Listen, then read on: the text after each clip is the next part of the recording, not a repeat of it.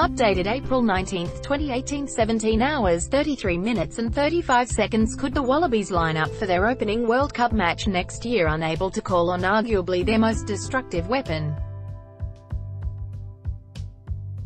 The unrelentingly tense fallout from Israel Folau's publicly broadcast views on homosexuality, that gay people were destined to a life in hell unless they repented for their sins, suggests it remains a genuine possibility. Rugby Australia's response has so far appeared to be one of a governing body trying to give the impression of having acted without taking any genuine action, as if hoping the mildest of rebukes to their star player might be enough to see the incident blow over. The public outcry, Folau's unapologetic stance and, most recently, condemnation and support being voiced by current players make that unlikely. The story is a live one, nearer its beginning than its still-to-be-determined end. Rather than being brought into line, Folau has further entrenched his position and effectively challenged his bosses to accept his actions or lose his services. His clarity of thought, whatever your view on those thoughts are, is jarringly at odds with Rugby Australia's lack of decisiveness. With Folau's contract up for renewal, and the NRL making unsubtle overtures, there is little doubt over who holds the upper hand in a potentially explosive dispute that neither party wants to characterize as such.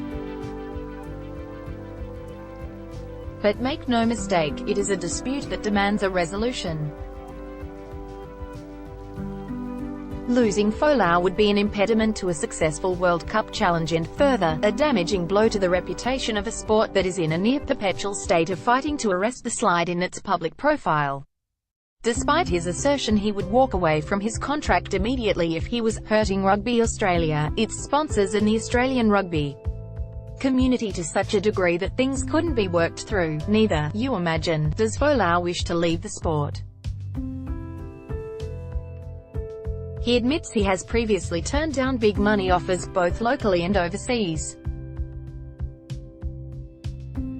And yet the gulf between Folau's insistence on his right to express his religious views and Ra's public commitment to inclusiveness and responsibility to a community it claims to actively support as an organization, remains huge. How, or if that chasm is breached, will decide the episode's outcome. Chief Executive Raelene Castle carries the greatest responsibility for achieving that.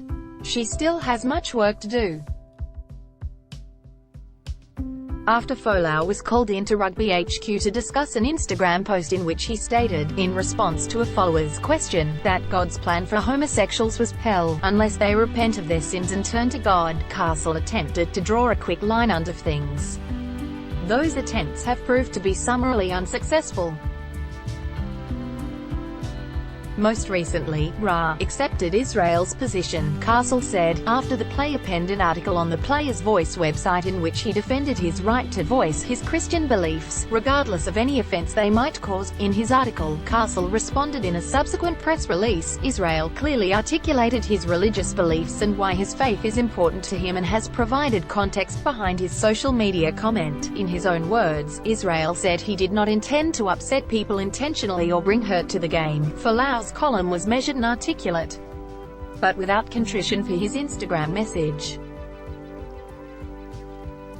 and contradicted Castle's insistence the player felt in any way censured after their initial meeting. There was certainly nothing concrete in either party's words to suggest Folau will be in any way inhibited in acting similarly in the future. And so the problem will fester until its next flare-up.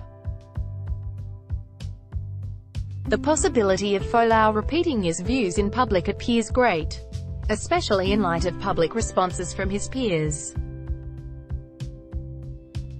All Black and Hurricanes halfback TJ Perenara added his voice to fellow Kiwi Brad Weber in strong condemnation of Folau's position this week, the latter saying the thought of lining up against Folau disgusts him, the former insisting there was no justification for such harmful comments. Support has come from colleagues, too, including Brumbies front rower and fellow Christian Alan Alalotoa, who defended his right to express his opinion. It must be a relief to the game's administrators that Folau is currently sidelined with an injury. But again, that only postpones his next appearance in public, and keeps the story simmering, waiting for his return and the reaction to it.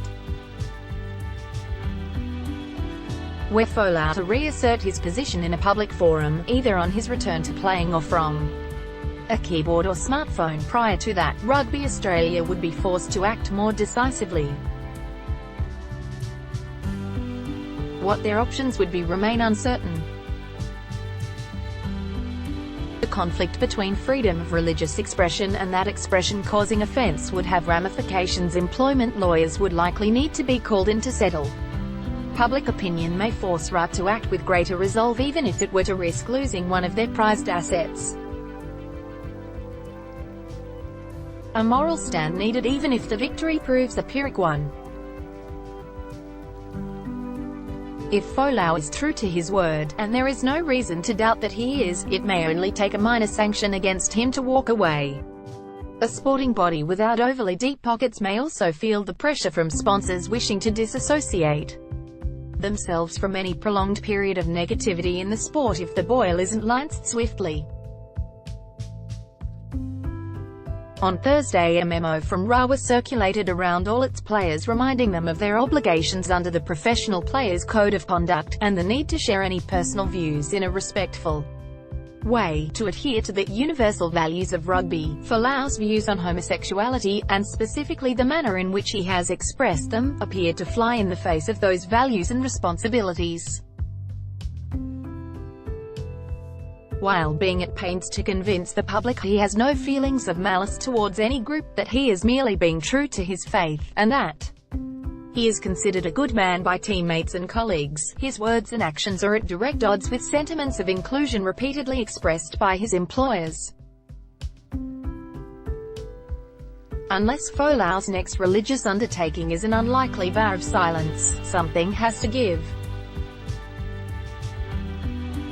Topics: Super Rugby, Rugby Union, Sport, Sydney 2000. Australia first posted April 19, 2018, 17 hours, 30 minutes and 38 seconds.